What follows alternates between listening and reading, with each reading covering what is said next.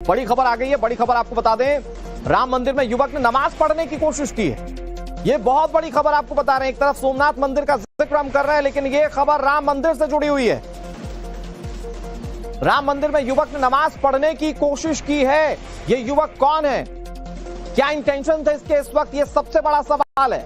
राम मंदिर कैसे लोगों की आस्था का केंद्र है, ये किसी से छिपा नहीं है। और यहां पर एक शख्स अगर नमाज पढ़ने की कोशिश कर रहा है तो उसका इंटेंशन क्या है, क्या लोगों की धार्मिक भावनाओं को वो आहत करना चाहता है या कोई और मकसद है।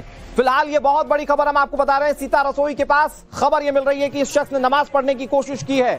विनोद हमारे सहयोगी इस खबर पर ज्यादा जानकारी के साथ जुड़ गए। विनोद, क्या जानकारी मिल रही है? नमाज पढ़ना राम मंदिर के पास ही अपने आप में बहुत बड़ा मामला। बिल्कुल, देखिए बड़ा मामला है, इसीलिए अभी अधिकारी कुछ भी बोलने से बच रहे हैं। एजेंसी जो है वो उससे पूछताछ कर रही है। ये पता लगाना बहुत जरूरी है कि शख्स की मंशा क्या थी, वो राम मंदिर परिसर के पास कैसे पहुंचा और वहां पहुंचकर नमाज पढ़ने के पीछे की वजह क्या हो सकती है।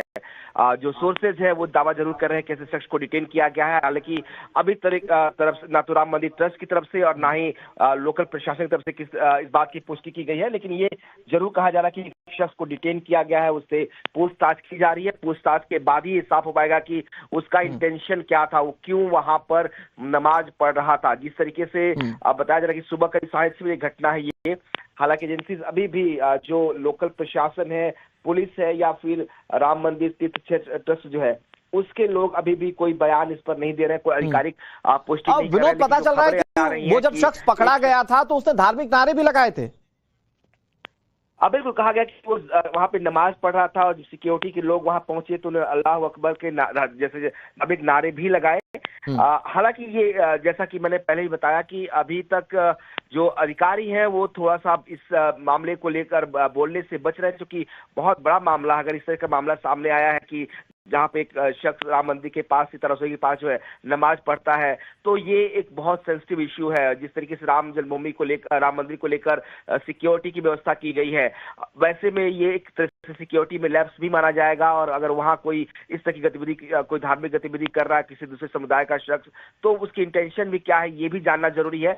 सोर्सेज तो ये भी दावा कर रहे हैं कि जो युवक है वो कश्मीरी हो सकता है। उसकी वेशभूषा और पहनावे से ऐसा लग रहा था कि वो उसकी भाषा से कि वो कश्मीरी है। तो क्या कोई कश्मीरी शख्स है या नहीं है, ये तमाम पहलू है जिसकी जांच जरूरी है, और इसीलिए एजेंसीज कुछ अभी तक पुख्ता नहीं बता पाई है। ठीक है विनोद, आप नजर बनाए रखिए, ऑफिशियल्स इस पर क्या कहते हैं इस पर नजर बनी हुई है। फिलहाल बहुत शुक्रिया आपका हमारे साथ जुड़ने के लिए।